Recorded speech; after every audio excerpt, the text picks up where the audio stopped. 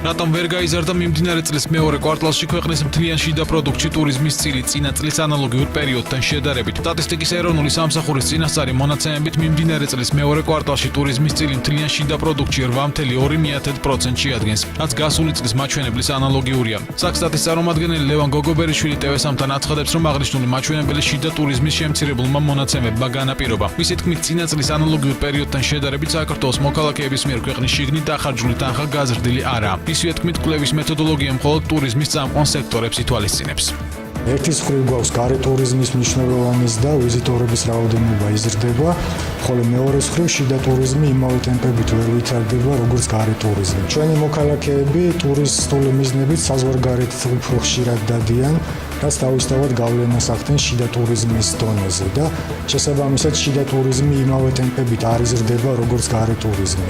ტურიზმის ეროვნული ადმინისტრაციის მონაცემებით ტურიზმის წილი მთლიან შიდა პროდუქტში გასულ წელთან შედარებით 1%-ით გაზრდილი და 7.3% შეადგენს.